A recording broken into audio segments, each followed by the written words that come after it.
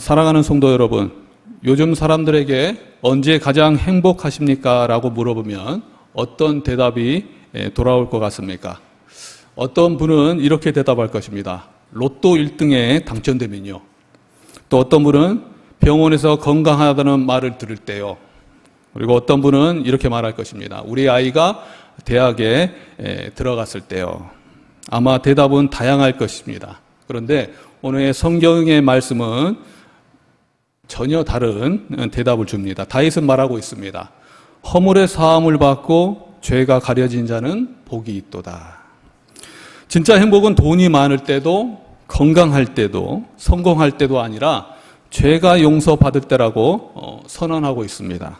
하나님께서 우리의 죄를 덮어주실 때 잃어버린 기쁨이 다시 살아나는 것입니다. 그리고 우리가 억지로 숨기는 것이 아니라 하나님의 은혜로 덮어주시는 것입니다. 이것이 바로 복음이고 참된 은혜라는 거죠.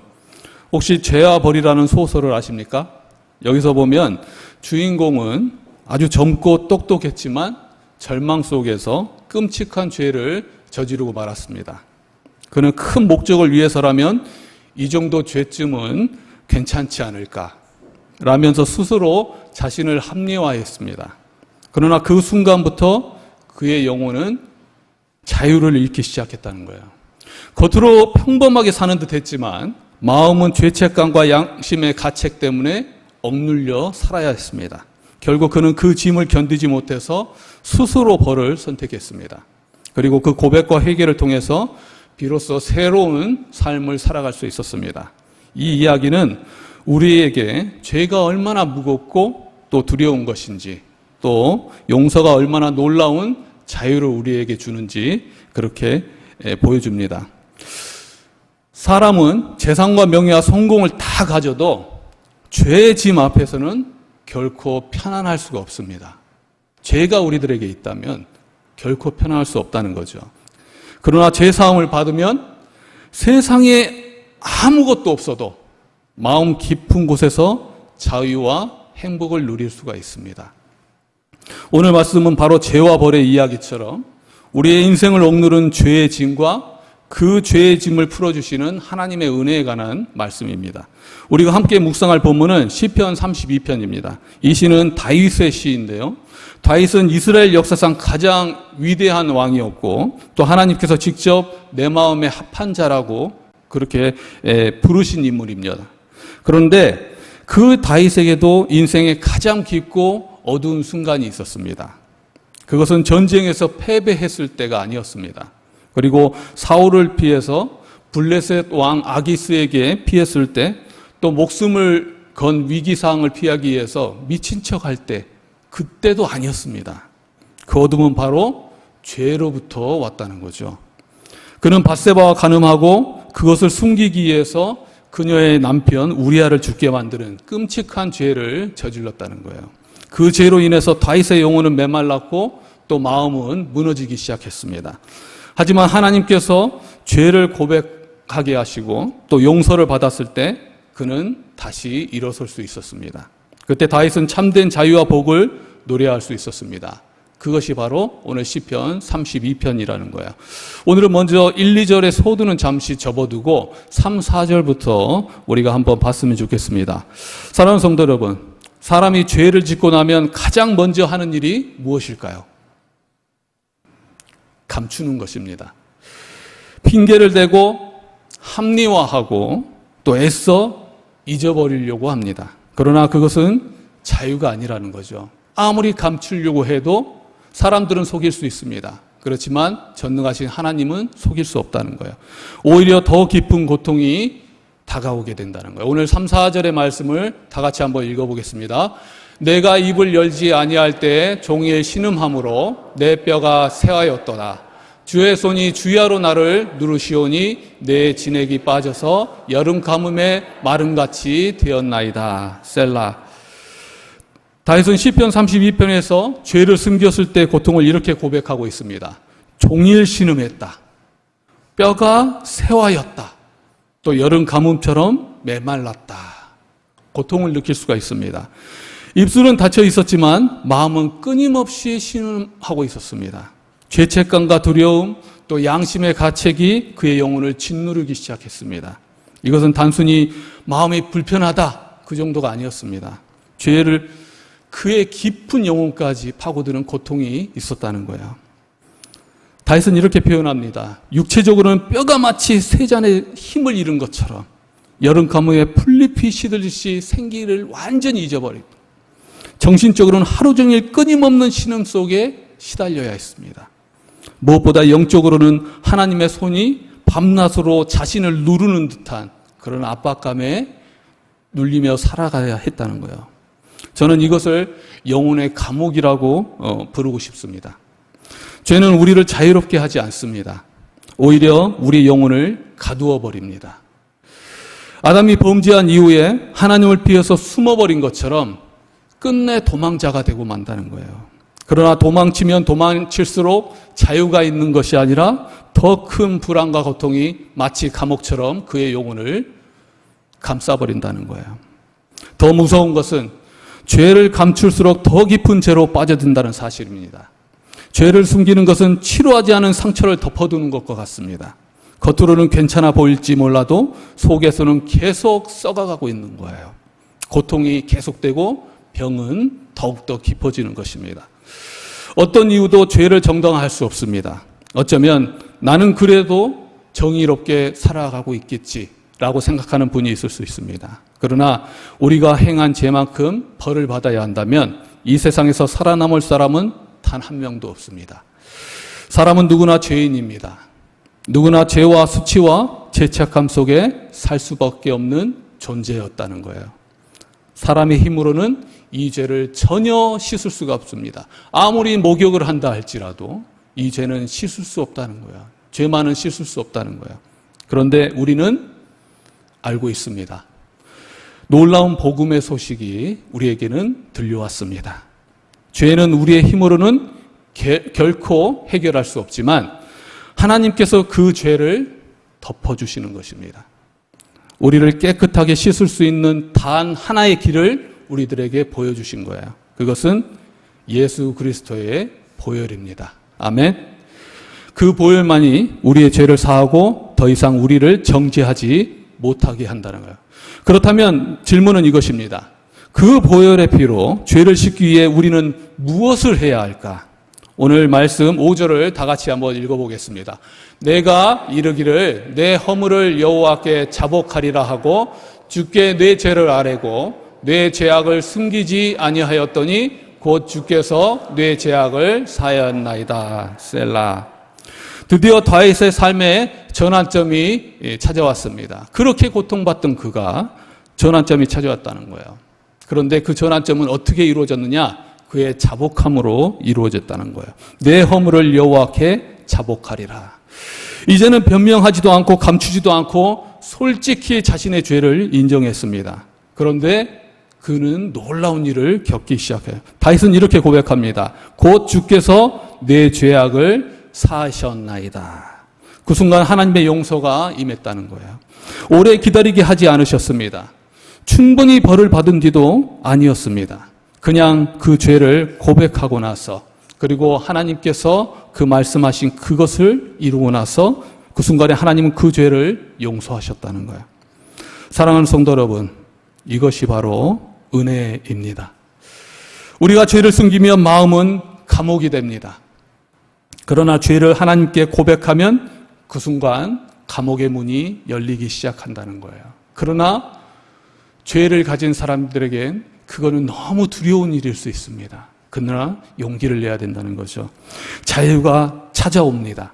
그리고 죄를 고백할 때 평강이 찾아옵니다. 이것이 바로 복음이라는 거예요. 여러분, 복음은 복잡한 문제가 아닙니다. 내가 좀 더 선해져야 할까? 내가 공로를 쌓아야 할까? 아닙니다. 조건도 자격도 기다림도 필요 없다는 거죠. 답은 하나입니다. 오직 예수 그리스도 앞에 나아가서 고백하는 것. 그때 즉시 용서와 자유, 참된 회복이 우리를 찾아오게 된다는 거예요. 할렐루야. 예수 그리스도의 길을 찾지 못하면 어떤 지혜와 노력도 방황으로 끝나버린다는 거예요. 많은 사람들은 자신이 죄 가운데 있는 줄도 모르고 또 인생이라는 미로 속에서 끊임없이 헤맵니다. 그리고 자신의 행복을 찾아서 자신의 목적을 찾아서 나아갑니다. 하지만 우리에게 가장 필요한 답은 하나라는 거예요. 이것으로부터 시작해야 된다는 것입니다. 바로 예수 그리스도로부터 시작해야 된다는 거죠. 다윗은 장차 오실 메시아를 바라보면서 용서를 경험했습니다. 방법은 다 알지 못했지만 하나님께서 반드시 죄를 처리해 주실 것을 믿었습니다. 그래서 그는 자유를 누릴 수 있었습니다. 그런데 우리는 다윗보다 더 분명히 알고 있습니다. 우리는 십자가를 압니다. 예수님이 우리의 죄를 대신 지셨음을 알고 있다는 거예요. 그리고 그 사랑을 경험했습니다. 우리의 심판을 대신 받으셨음을 압니다. 죽음을 대신 당하셨고 부활하셔서 죄와 사망의 권세를 깨뜨렸음을 우리는 믿고 있습니다. 요한일서 1장 9절은 우리들에게 이렇게 약속합니다. 다 같이 한번 읽겠습니다. 시작. 만일 우리가 우리 죄를 자백하면 그는 미쁘시고 우러우사 우리 죄를 사하시며 우리를 모든 불의에서 깨끗하게 하실 것이요. 죄를 사할 수 있는 것, 우리들에게 그렇게 고통이 되는 죄를 사할 수 있는 것은 바로 예수 그리스도 앞에서 그 죄를 자백하는 것, 그것뿐이라는 거예요. 그게 바로 복음이라는 거죠. 여러분 이것을 믿으십니까? 여러분이 지금 고백하면 하나님은 지금 용서해 주신다는 거예요. 아무리 오래된 죄라도, 아무리 큰 죄라도, 아무리 수치스러운 죄라도 예수님의 보혈은 모든 죄보다 크시다는 것입니다. 그리고 그 보혈의 은혜 안에서 우리는 참된 자유를 누릴 수가 있다는 거예요. 오늘 말씀 6, 7절을 또 한번 읽어보겠습니다. 시작. 그로 말미암아 모든 경건한 자는 주를 만날 기회를 얻어서 주께 기도할지라. 진실로 홍수가 범람할지라도 그에게 미치지 못하리이다.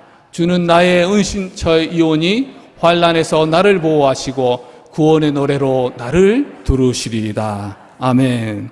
그리고 다윗은 용서받은 자가 누리는 복을 노래합니다. 주는 나의 은신처이오니 환난에서 나를 보호하시고 구원의 노래로 나를 두르시리이다. 죄를 숨길 때 하나님은 무겁게 누르시는 심판자였습니다. 그런데 그 죄를 고백하는 순간, 고백만 했는데도 하나님은 전혀 다른 분으로 다가오시기 시작했다는 거예요.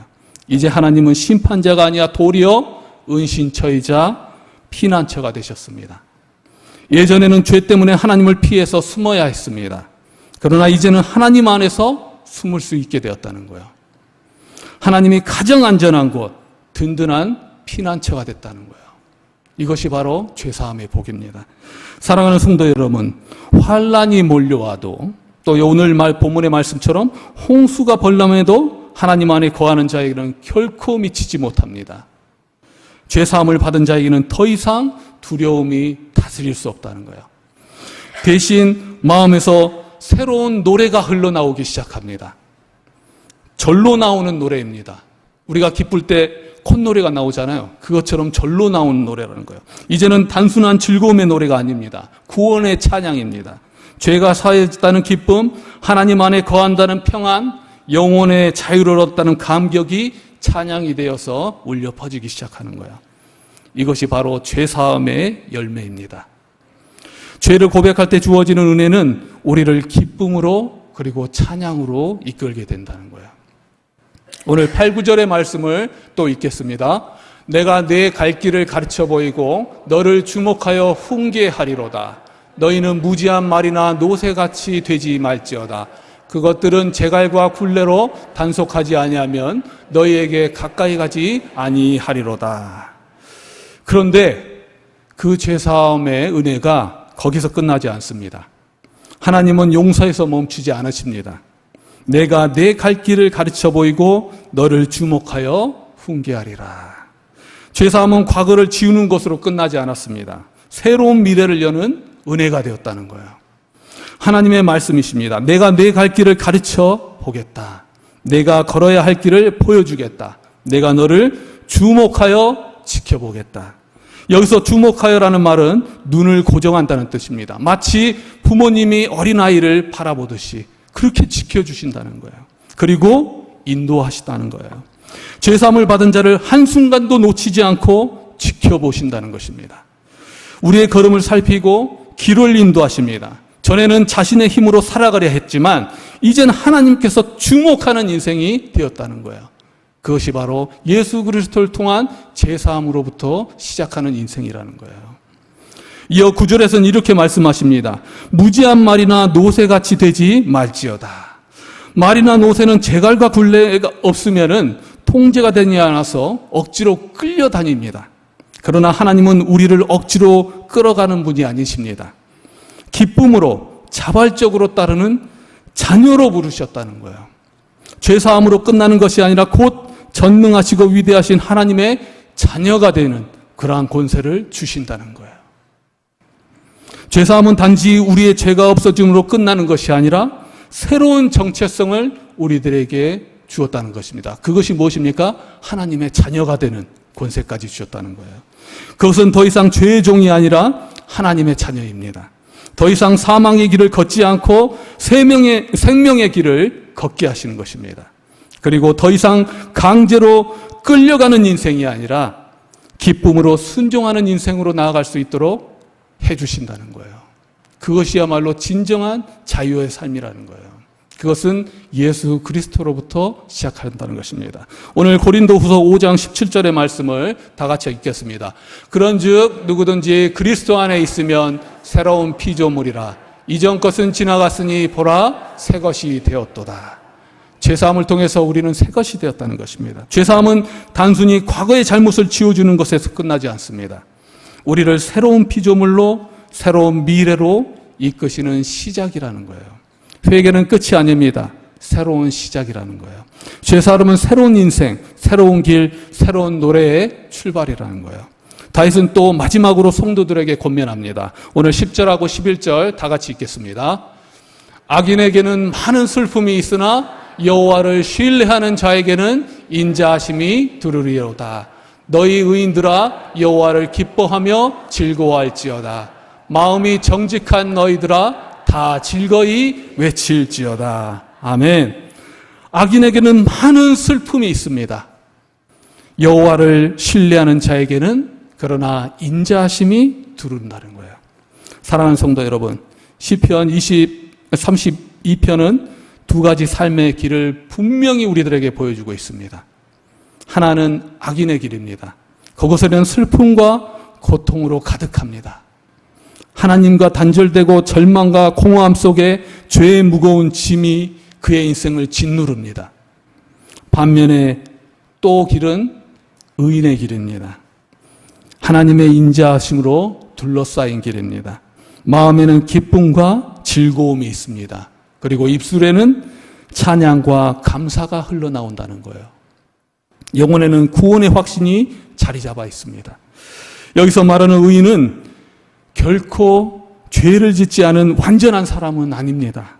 비록 죄 가운데 있었지만 오늘의 본문의 말씀은 이렇게 말하고 있습니다. 자신의 죄를 고백하고 하나님의 용서를 경험한 사람, 하나님을 신뢰하며 살아가는 사람, 하나님 앞에 자신이 죄인임을 인정하고 예수님을 영접한 사람이라는 거예요. 그게 바로 의인이라는 거죠. 그리고 다윗은 외치고 있습니다. 너희 의인들아 여호와를 기뻐하며 즐거워할지어다. 이것이 용서받은 자들의 자연스러운 반응이라는 거죠. 다윗은 그 은혜를 경험한 뒤에 더 이상 침묵할 수 없었습니다. 그 고통에서 벗어나고 이 기쁨을 누리는 가운데 그는 침묵할 수 없었어요. 감사가 터져 나왔습니다. 찬양이 흘러나왔습니다. 전에 죄로 인해서 뼈가 쇠는 고통이 해방되었습니다. 사랑하는 여러분, 인생에는 딱 두 가지 길이 있습니다. 하나는 악인의 길이고 하나는 의인의 길입니다. 악인의 길은 결국 슬픔과 고통으로 끝납니다. 그러나 의인의 길은 구원에 인해서 즐거움과 찬양과 감사가 있다는 거예요. 현명한 사람이란 뭘 선택하겠습니까? 바로 의인의 길을 선택한다는 거죠. 그렇다면 여기서 우리 스스로에게 질문을 던져보고자 합니다. 진정한 복된 삶은 무엇으로부터 시작되는 것일까? 무엇이 해결되어야 하는 것일까? 그것은 바로 죄사함으로부터 시작해야 된다는 거예요. 모든 복은 죄사함으로부터 시작해야 된다는 거예요. 사람들은 흔히 말합니다. 저 사람은 복을 받았어. 돈이 많으니까, 건강하니까, 성공했으니까. 그러나 아무리 돈이 많아도, 아무리 힘이 넘쳐나도 죄가 해결되지 않으면 참된 기쁨을 누릴 수가 없습니다. 그리고 여러분, 우리는 각자 위험을 대비하면서 살아갑니다. 노후를 준비하고 위기와 재난이 올 때를 준비합니다. 그러나 우리가 반드시 준비할 것이 있습니다. 그것은 바로 죽음 이후를 준비해야 된다는 거예요. 현명한 사람이라면 이 구원부터 해결하고 볼 것입니다. 이제 마지막으로 1, 2절을 한번 살펴봤으면 좋겠습니다. 1, 2절 다 같이 읽겠습니다. 1, 2절 띄워주세요. 허물의 사함을 받고 자신의 죄가 가려진 자는 복이 있도다. 마음에 간사함이 없고 여호와께 정죄를 당하지 아니하는 자는 복이 있도다. 다윗은 시편 32편을 통해서 이렇게 선언하고 있습니다. 복이 있도다. 그런데 누구에게 복이 있다고 말하고 있습니까? 죄가 전혀 없는 사람입니까? 기왕이면 죄 없는 사람이라고 했으면 더 완벽했을 것 같습니다. 그런데 다윗은 놀랍게도 그렇게 말하고 있지 않습니다. 죄를 짓지 않은 자가 아니라 죄를 고백하고 용서받은 자에게 복이 있다고 선언하고 있습니다. 여기서 우리가 깨달아야 할 사실이 있습니다. 인간은 누구나 죄인일 수밖에 없다는 거예요. 우리 모두는 죄와 수치와 절망 가운데 있었고 하나님의 진노 아래 있었습니다. 모든 자가 죄인이었다는 거예요. 그러나 이제 하나님께서는 우리들에게 길을 열어주셨다는 거예요. 죄를 숨기지 않고 고백하는 자를 용서해 줄 수 있는 길을 열어주셨다는 거예요. 그게 뭐겠습니까? 바로 예수 그리스도 안에서 우리는 안전할 수 있다는 거죠. 여기서 다윗이 말한 복이 있더라는 말은 히브리어로 아슈레이라는 말입니다. 이 뜻은 얼마나 행복한가 감탄하고 있는 거예요. 참으로 복되도다. 그런 기쁨의 환희를 지금 보여주고 있는, 감탄의 외침을 보여주고 있는 거예요. 지금 다윗은 환호하고 있습니다. 죄가 용서된 사람이 얼마나 기쁜지를, 얼마나 자유로운지를, 얼마나 행복한지를 노래하고 있는 거예요. 사랑하는 성도 여러분, 진정한 복된 사람은 누구일까요? 그것은 오늘의 1, 2절의 말씀처럼 죄가 사함을 받은 사람입니다. 그리고 마음의 무거운 짐이 사라진 사람이에요. 여기서 가려졌다. 예수님의 십자가 보혈이 우리의 죄와 수치를 덮은 사람들입니다. 옛 성막에서 속죄소 위에서 피가 뿌려졌듯이 하나님의 진노가 멈췄던 것처럼 예수님의 피가 우리를 완전히 그리 가려진 그러한 상태를 말하는 것입니다. 그리고 정죄함이 사라진 상태, 예수 그리스도를 통해서 의롭다고 칭해진 상태, 그러한 상태를 말한다는 거예요.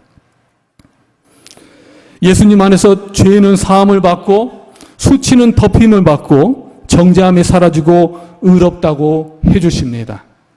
이것이 바로 복음의 핵심이라는 거예요. 이것을 한마디로 표현하면 구원입니다. 그리고 구원받은 사람들은 곧 그리스도인이라는 거예요. 이 은혜를 누리고 있는 사람들이 바로 여러분들이라는 거예요. 할렐루야. 그리고 이 은혜는 여기서 멈추지 않습니다. 하나님은 우리를 보호하시고 인도하시며 하나님의 자녀로 살아갈 수 있는 권세를 우리들에게 주신다는 거예요. 마태복음 11장 28절을 다 같이 한번 읽겠습니다. 수고하고 무거운 짐진 자들아 다 내게로 오라. 내가 너희를 쉬게 하리라. 여기서 우리는 초청하시는 분을 누구인지를 기억해야 합니다. 예수 그리스도십니다. 우리를 위해서 십자가의 짐을 감당하실 만큼 사랑이 많은 주님께서 자기에게 나오는 자가 누구든지 안식의 축복을 주시기랬다. 그렇게 약속하고 계시다는 거예요. 혹시 오늘도 무거운 짐을 지고 계신 분이 계십니까? 고백하지 못한 죄 때문에 눌려있는 분들이 계십니까? 이제 그 짐을 주님께 내려놓으시기 바랍니다. 예수님의 보혈이면 충분하다는 거예요. 그런데 그 보혈은 보혈로 끝나는 것이 아니라 모든 복의 시작이 된다는 것입니다. 그리고 이미 용서받은 성도라면 그 은혜를 잊지 마시고 날마다 감사와 찬양으로 사시기 바랍니다. 그리고 곧 이웃초청 주일인데요. 이번 기회에 이 복음을 전했으면 좋겠습니다. 아직도 죄와 절망 속에서 허덕이는 이웃과 가족들, 친구들이 많이 있습니다. 우리는 경험했지만 그것을 경험하지 못한 사람들이 있다는 거예요. 그 은혜 가운데 아직도 들어가지 못한 사람들이 있다는 거예요. 그들에게 예수 그리스도를 소개해 주시기 바랍니다. 그분만이 참된 자유와 행복이 있다는 거예요. 죄사함만이 우리의 행복이 시작될 수 있습니다. 오늘 이 말씀을 통해서 그것을 깨닫고 이 자리에 계신 모든 분들이 죄사함의 복을 누리면서 진정한 행복을 맛보고 또한 담대히 복음을 전하며 또 하나님의 축복의 통로로 살아가시기를 주님의 이름으로 축원합니다.